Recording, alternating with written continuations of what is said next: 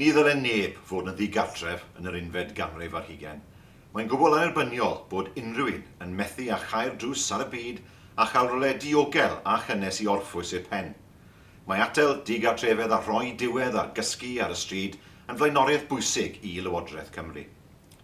Yn y blynyddoedd diweddar, rydym wedi creu cyfreithiau newydd sydd yn arwain y byd wrth helpu bobl rhag profi'r hunllef o ddigartrefedd.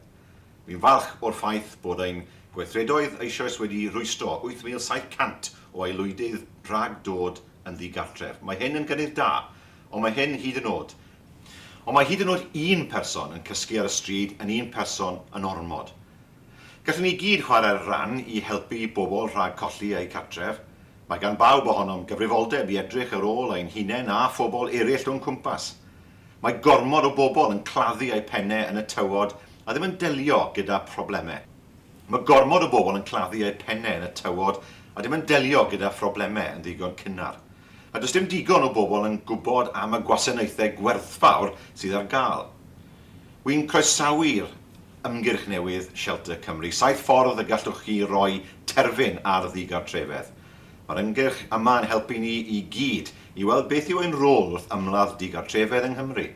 Mae rhain yn cynnwys sylweddoli pan fod bobl rydych chi'n ei nabod yn eich chael hi'n anodd. A dweud wrthyn ble i fynd am help. Deall y resymau pam bod bobl yn dod yn ddigartref. A dangos cydymdeimlad heb feirniadu. Gwneud eich rhan i helpu i wneud y gorau o'r stoc tai gwerthfawr. Gallwch ddweud wrth eich cyngor am dai gwag a gallwch gefnogi datblygiadau tai sy'n cynnwys tai cymdeithasol. Ac, os gallwch chi, rhowch eich amser. Gwneud eich rhan i helpu i wneud y gorau o'r stoc tai gwerthfawr. Gallwch ddweud wrth eich cyngor am dai gwag a gallwch gefnogi datblygiadau tai sy'n cynnwys tai cymdeithasol. Ac, os gallwch chi, rhowch eich amser naill ai drwy wirfoddoli neu gyfrannu i wasanaethau sy'n ceisio atal a mynd i'r afel a digartrefedd. Ni wedi dod yn bell yng Nghymru ar ein taith i roi terfyn ar ddigartrefedd, ond mae llawer mwy o waith i wneud eto. Mae pawb yn heiddi cartref cysurus y maint yn gallu ei fforddio. So felly ewch i wefan Shelter Cymru a rwyddwch i gefnogi'r ymgyrch a gweithredwch mewn unrhyw ffordd y gallwch chi.